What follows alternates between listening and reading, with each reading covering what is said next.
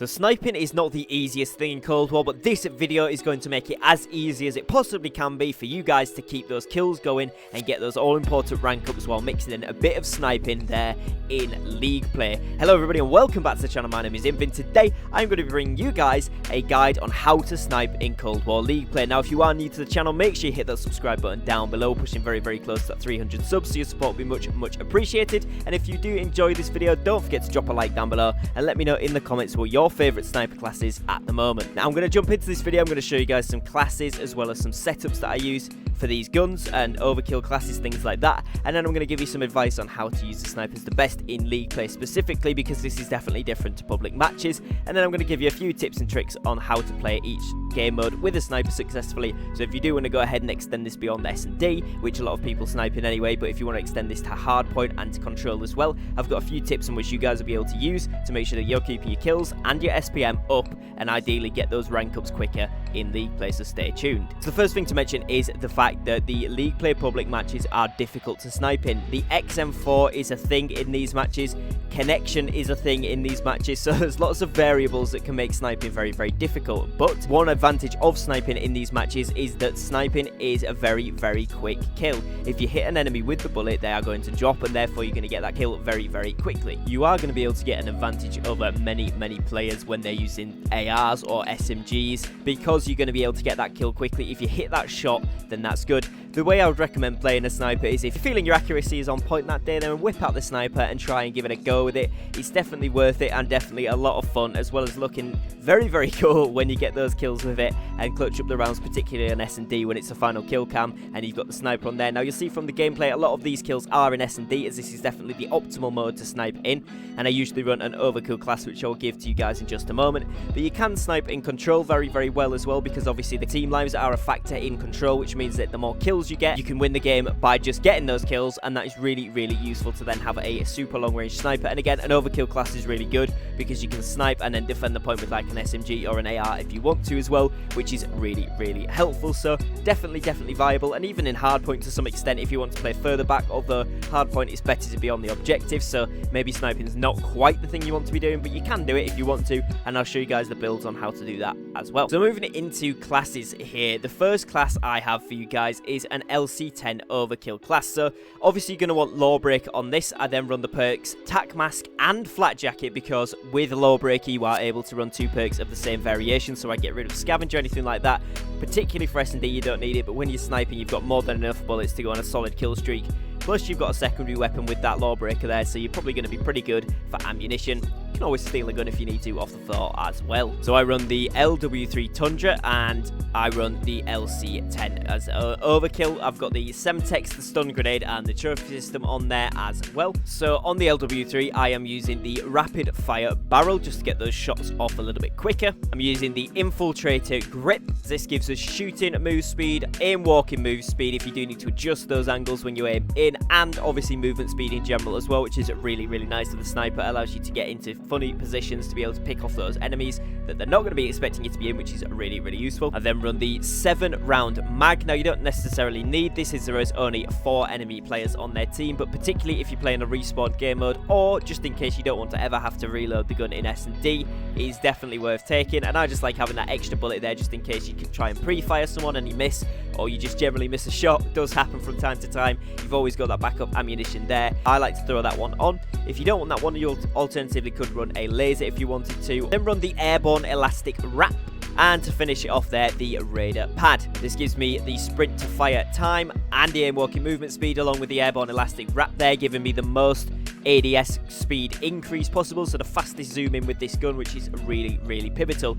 All of the attachments are chosen as well so that you get no ADS reduction on this weapon, which is really important, because when you are sniping, particularly in League play, it's going to be quite close quarters a lot of the time, or you're going to need fast reactions, and that ADS time is going to be something which you want to keep as low as possible, so you're bringing that gun up as quickly as possible. Now obviously a lot of people will be saying, what about the Pelington? I have got a Pelington set up as well, but the only thing I prefer the Tundra over the Pelington for is the damage. It's slightly higher damage to most parts of the body and the upper chest when you're getting those shots off.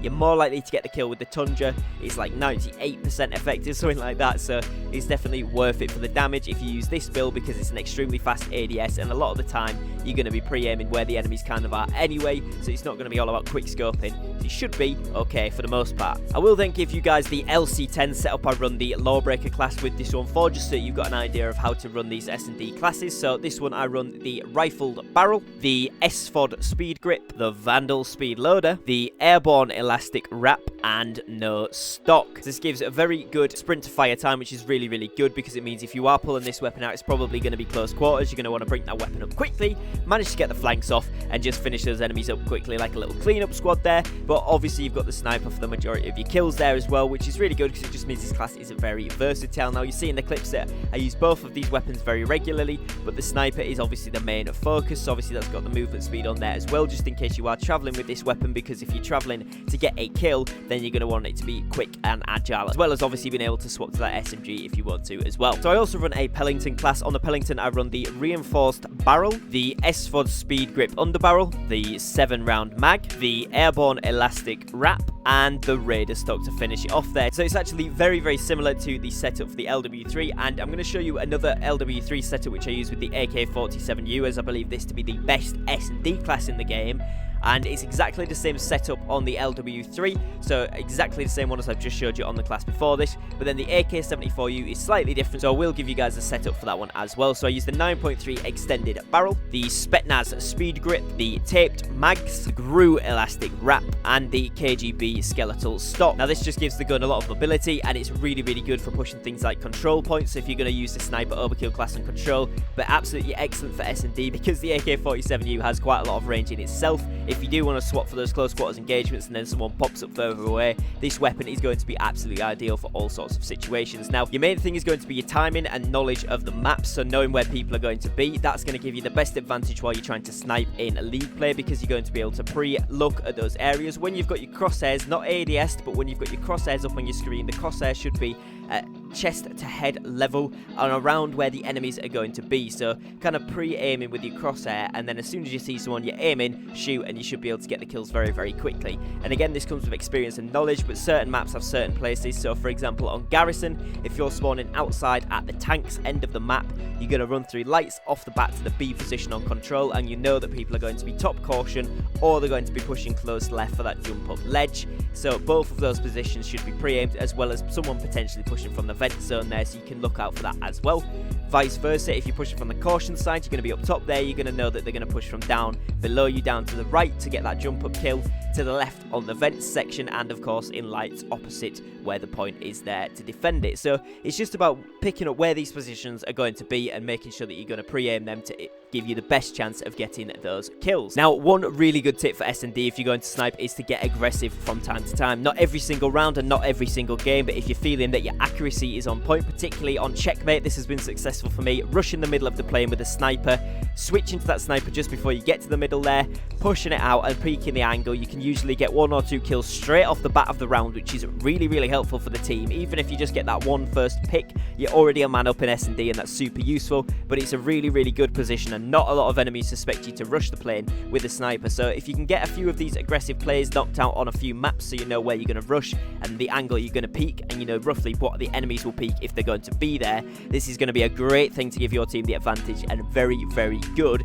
to make sure that you're getting ahead in those kills and in that score to keep your SPM up for those rank ups. Another major thing to do while you are sniping is to keep an eye on the minimap. Obviously this goes without saying for all aspects of the game, but when you see those red dots pop up, you may be able to pick those guys off from a longer distance than you would with any other weapon. If you do see a red dot off to the left side of your map, if you ADS and look in that direction, you may well be able to see that enemy even though you can't fully see them on your minimap, and end up getting a kill on that enemy and supporting your team really, really well, which is fantastic, and that's something you should always be looking out for when you're sniping. Another crucial thing to remember is when you are playing a objective game mode such as Control or Hardpoint, when you are going to be pushing in with the sniper, you want to play a close angle whereby you can get the shot off before the enemy can see you to give yourself the advantage. Now this will mean that you get the kill most of the time in these objective modes whilst you're still on the time for the hard point or capturing the control point, and obviously you can play the Overwatch role as well, so you can cover your teammates while they're capping, which is also a really, really important role, and these Sniper Overkill classes really excel in that. Now hopefully this video has helped you out. If it has, drop a like down below and let me know in the comments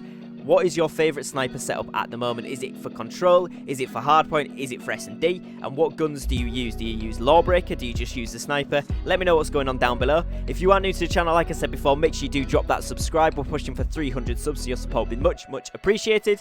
Thank you very much for watching. Take care and peace.